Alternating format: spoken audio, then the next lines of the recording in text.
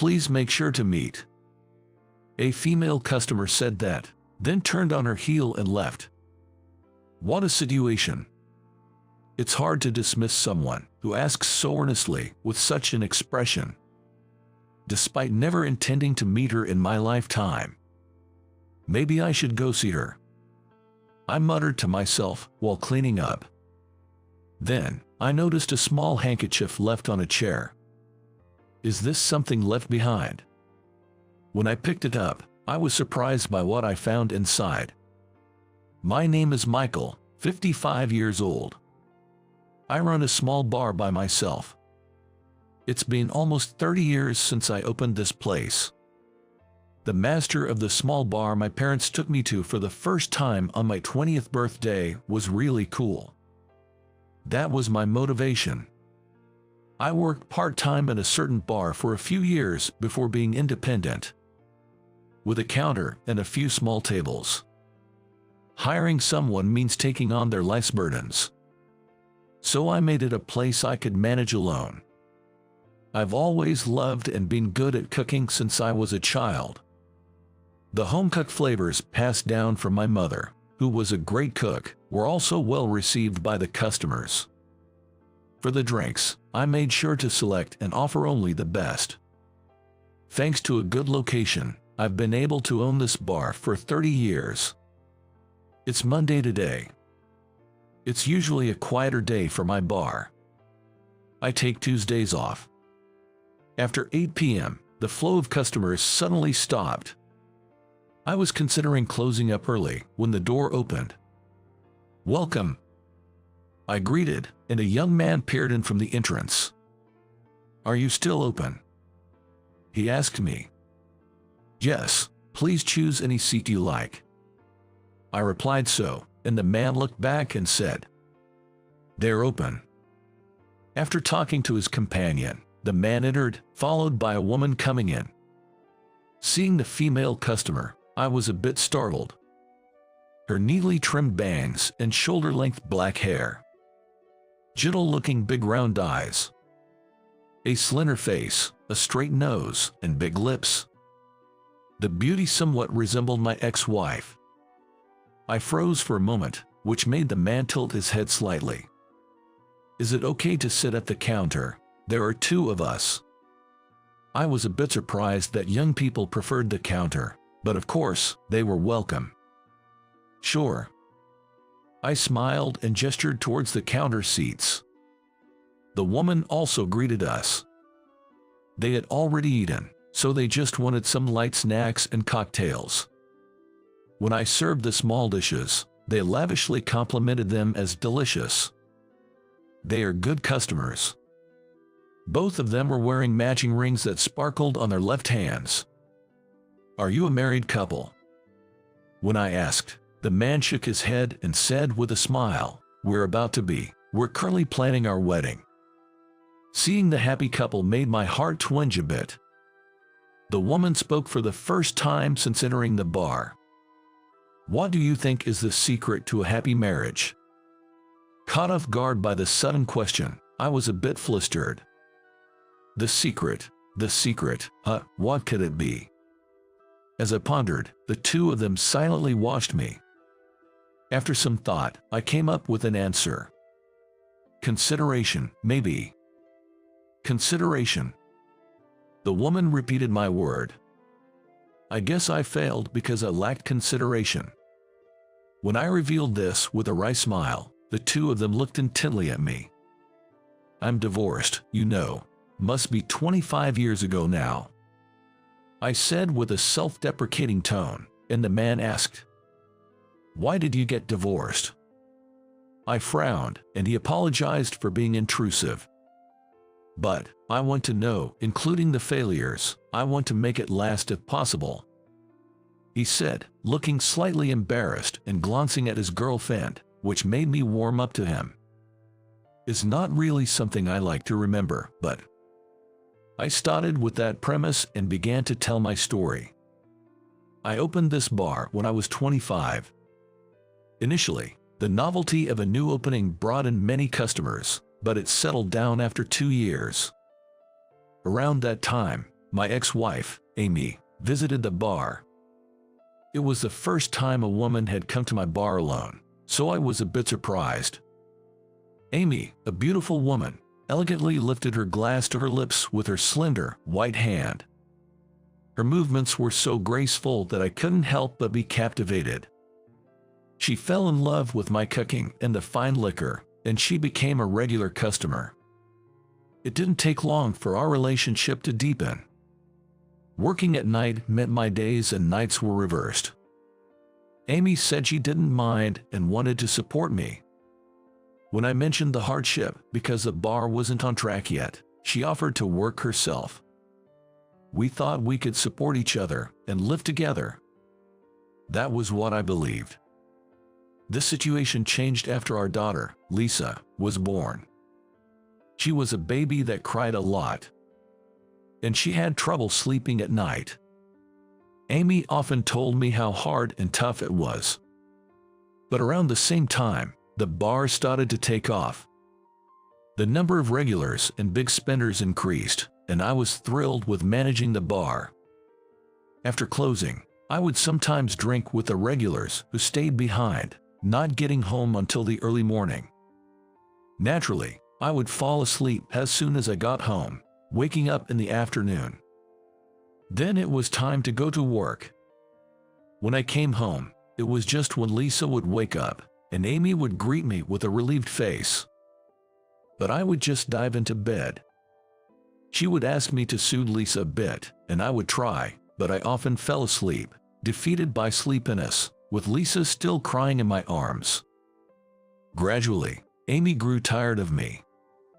One day, while I was managing a full house, a call came to the bar. It was from Amy. Lisa had a high fever. It was a call asking me to come home right away because she was anxious. There was no way I could leave the bar full of customers. I pleaded with her to call an ambulance or do something to get through it because I couldn't leave at the moment. I placed a full house sign outside to stop any more customers from entering and made an effort to close the bar early that day in my own way. But I couldn't get home until 10 p.m. The silence that greeted me as I entered the house, out of breath and asking if everything was okay, is unforgettable to this day. An empty apartment room. A nostalgic presence I felt when I lived alone. I quietly entered the room and turned on the living room light. On the table, there was a completed divorce form. The moment I saw it, my heart started pounding rapidly. When I picked up the divorce form, a small note fell out. The note read, "I wish you didn't have your bar." Where did I go wrong? What was the problem? I thought about going to Amy's parents' house, but it was late at night. It's a 2-hour ride by bullet train. The last train must have already left, and arriving in the middle of the night would be a bother. I spent a sleepless night and headed to Amy's parents' house first thing in the morning. With trembling hands, I pressed the intercom at Amy's family home. Eventually, Amy appeared, looking haggard. Since when had she looked like this? Her eyes were sunken, with dark circles, and her hair was thin and lacked luster. There was no light in the gaze she fixed on me. I apologized sincerely. I begged her to come back, saying I would do better. But Amy's response was cold. The moment she said, "I'm tired of having expectations," I agreed to the divorce. There was no more chance for me, who had driven Amy to this point. We agreed that I would pay child support, we would not contact each other, I would not see my daughter, nor would she send me pictures. Amy looked at me with lifeless eyes. Those eyes seemed sad and resentful. I will never forget those eyes in my lifetime. When I finished my story, the two customers were looking down. The conversation had turned out to be much heavier than I expected. I had never told anyone the story before. It was the first time I shared the details, and even I was surprised. I must still be carrying it with me. Sorry, I didn't mean to make the conversation so heavy. "This one's on the house, so please have a drink," I said. I selected a fine wine from within the bar and poured it into their glasses. The woman thanked me, and with her slender, white hands, she took a sip from the glass. After finishing the drink in one gulp, she sighed lightly and looked at me. "And have you never met her since then?" I nodded. "I don't deserve to. Not to Amy, not to Lisa. I must have caused them so much trouble," I said. Hearing this, she looked at me with pleading eyes. "I think your daughter wants to see you," she said. I averted my gaze from her earnest look. "She was separated from me when she was just a baby. She doesn't even know me. It's impossible for her to feel the desire to see me." I made snacks while feeling somewhat awkward about the conversation. The man quietly asked, "Had you been paying child support?" I replied while preparing the snacks. "That's about all I could do. I made sure to send it every month. There were times when the bar was in trouble. During those times, I even worked part-time during the day to make the payments." It's ironic, isn't it? Right after my daughter was born, I couldn't wake up during the day to take care of her or help my wife, but I could do a day job. Thinking back, I feel so pathetic for not having tried harder then. I wondered why I was sharing such deep thoughts with this couple I had just met. I had never exposed my feelings like this before. But somehow, I found myself naturally opening up to this affectionate couple. Glancing at the woman, I noticed her eyes were slightly teary. "So listen, buddy, if you have a child, take good care of them. Don't drink. The tough times are only temporary, but whether you support each other during those times can change your married life. I've seen it with every customer. Whenever I saw customers getting drunk who said they have newborn child, I always kicked them out. It wasn't really redemption, but it was for the sake of the customer, their child, and their wife. I encouraged them to go home early. I wanted this man to take good care of the beautiful woman beside him. That's why I gave them advice. Actually, it seems my daughter is getting married." I muttered softly. The two of them widened their eyes a bit. "I got a wedding invitation. Surprisingly, Amy must have given out my address." The man asked. "How did you respond?" I grimaced. "I'm definitely not attending." The woman let out a surprised gasp. "Why not?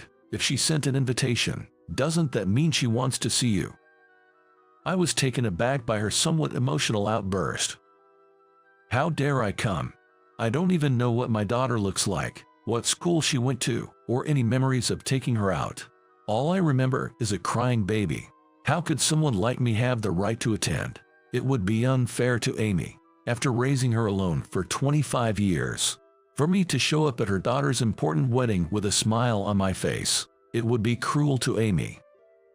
The woman finally broke down in tears. Perhaps her emotions were heightened because she was about to get married herself. I felt terrible.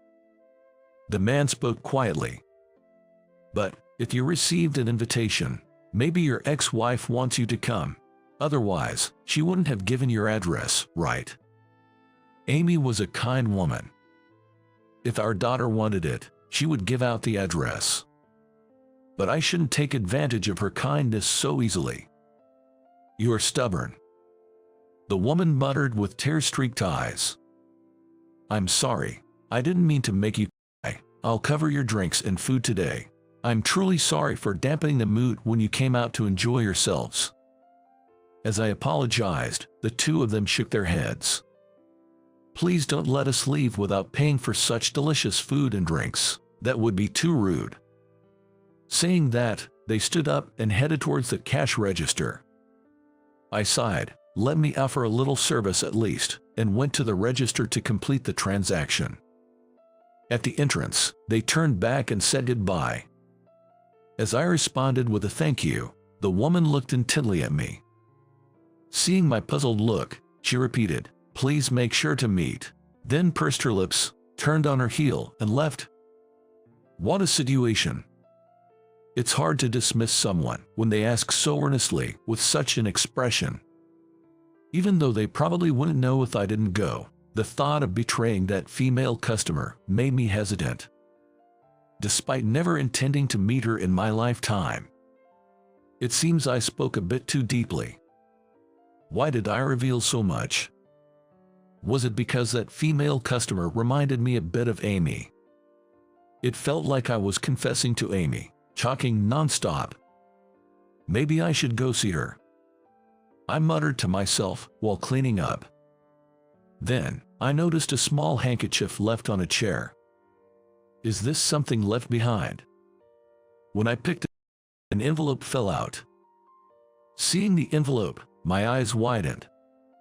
It was a wedding invitation. The same color as the one I had carefully stored away in a drawer. Trembling, I opened it, and there was no doubt it was an invitation from Lisa. The second one must be returned with "will attend. The handkerchief is very precious to me, so please return it to me directly.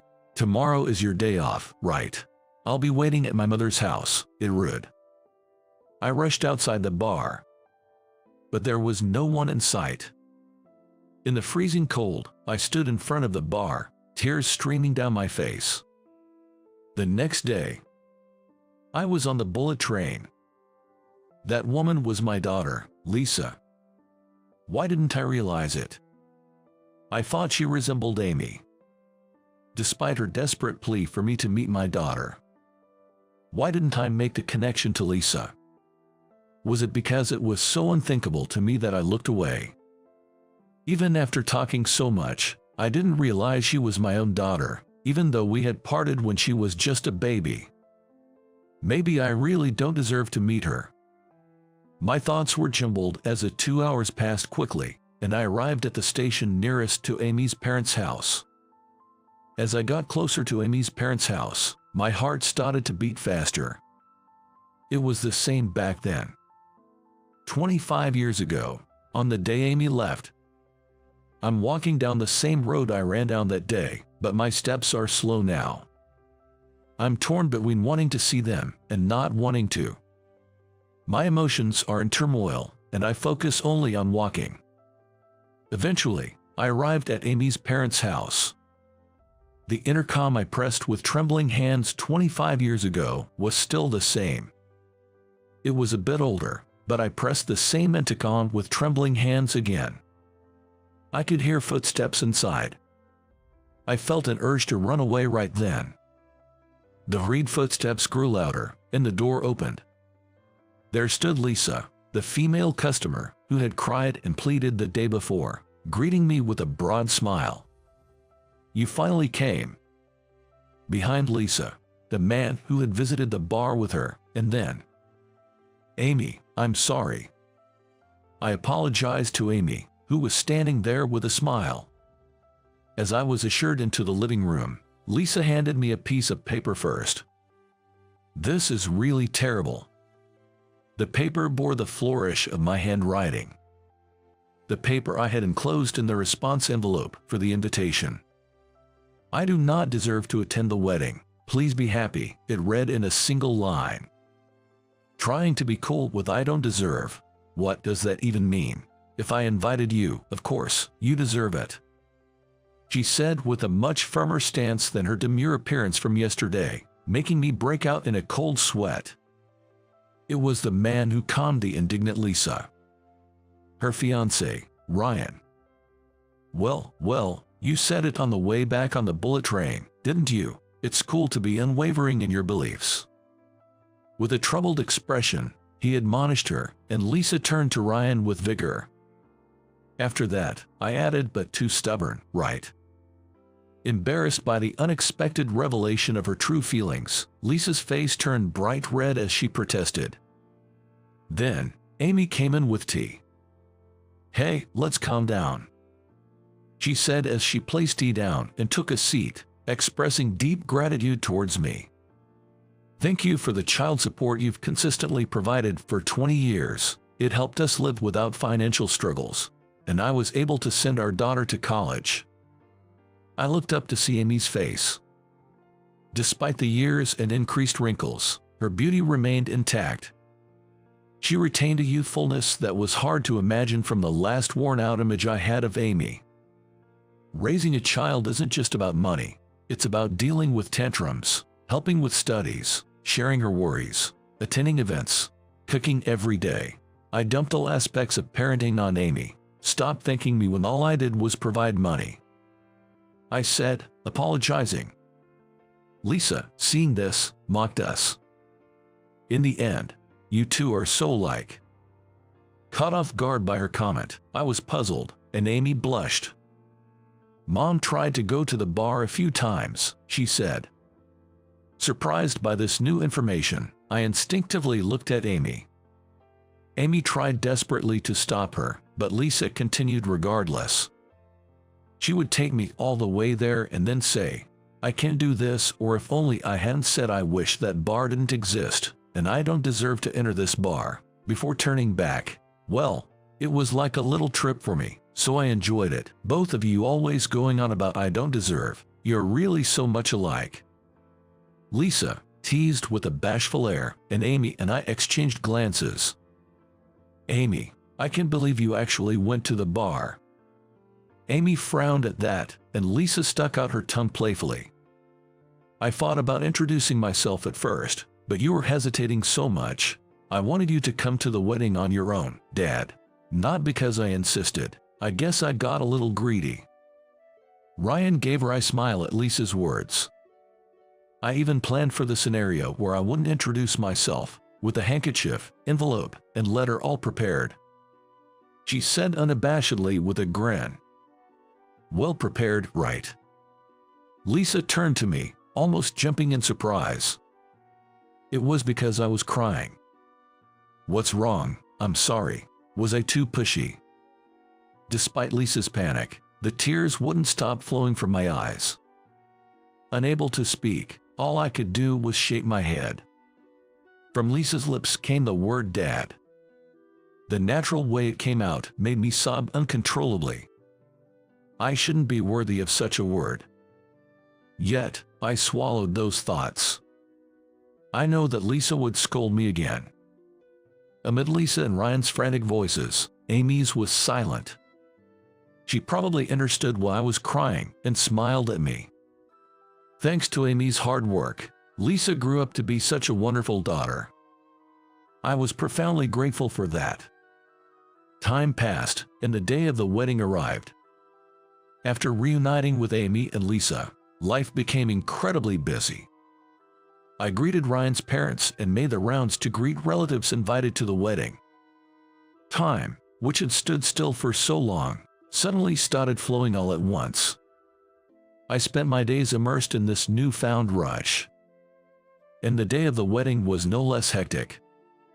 I got ready in the morning, made rounds of greetings at the ceremony venue, and went around serving drinks at the reception. Amid the whirlwind of activity, I felt a tinge of loneliness. After the wedding, the pretext for meeting Amy and Lisa would disappear. After all, I hadn't been involved in their lives up to this point. It would be presumptuous to expect more.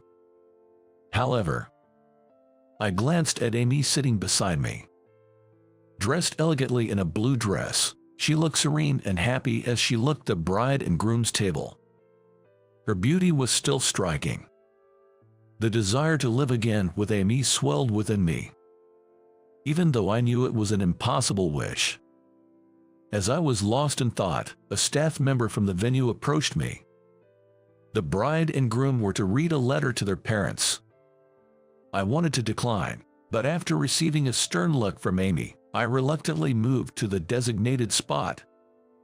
Being watched by so many people was nerve-wracking.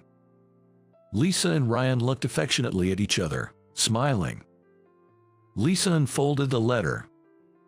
Gratitude was expressed to Amy, who shed a few tears. Seeing this, I was deeply moved. Suddenly, Lisa called me Dad, startling me.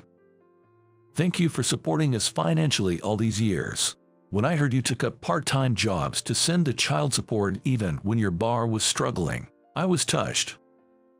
As one ages, tears come more easily. Lisa remembered the story I had shared the first day she visited the bar. I silently thanked her in my heart as she continued. "Dad, Mom, I think it's time for both of you to be honest with your feelings." She said so, and Amy and I looked at Lisa with tearful eyes. "I know both of you might say you don't deserve again." At that point, Lisa's words faltered. Her voice turned tearful, and she couldn't continue her sentence. Ryan tried to comfort her, but it only made Lisa cry more. "I want you to make up for the time lost because of me being a difficult child." What a thing to say. That's not right. Before I knew it, I had shouted out. I had raised my voice inappropriately at a celebratory occasion. "To make you think such a thing, I'm sorry. Truly sorry. It's all my fault for being inadequate. It's not your fault at all. Babies cry. That's just how it is." Before I could finish, Lisa stuck out her tongue, tears still in her eyes. "Then be happy from now on." Somewhere in my heart, I was a little sad that I couldn't be the bond between you two. Now, let me be that bond. Let me be Cupid. Children are the ties that bind. Thanks to our daughter Lisa, Amy and I have reconnected and are being held together now. I smiled gently at Lisa and nodded. Seeing this, Amy also nodded deeply. That day, Amy and I officially restarted our relationship. 10 years have passed since then. Taste this for me. When I called out to Amy, she chuckled. There's no need for a taste test, right? Feeling a bit anxious, if I serve something terrible on such a special birthday, I might end up being disliked. Amy, laughing, tasted it and showed her thumbs up. It's really delicious. Everyone will love it. Today is the birthday of Lisa and Ryan's eldest son. Lisa has given birth to and is raising 3 children. Each time we meet, I'm impressed by how strong a mother she has become. The 2 older boys are full of mischief, making meal times chaotic. For every celebration, they come to my bar. Of course, I cover the cost. After Lisa and Ryan's wedding, Amy and I continued our relationship smoothly, formalizing it by getting married a year later, and Amy moved in with me. She's also been helping out at the bar. The regulars have teased us quite a bit. Can't believe you had such a beautiful wife hidden away. Whether we're preparing the shop, during business hours, or cleaning up, every moment is filled with happiness. When Amy and I divorced back then, if I hadn't given up, no, if I had supported Amy from much earlier, perhaps there would have been another happiness. But I can't go back to that time. We savor the happiness we have now and move forward. Sometimes we have little arguments. Even those feel precious to me now. Perhaps because I'm grinning while preparing, Amy peeks over. We're happy, aren't we? She said, and I nodded with a smile. It's all thanks to you, Lisa and Ryan. She smiled. I want to protect this smile and never let it go again. Just as I made that vow in my heart, the door to the shop opened, and our grandchildren burst in energetically. Today, the shop is reserved just for us. A precious day where happiness fills the entire place. Amy and I welcomed Lisa's family with smiles.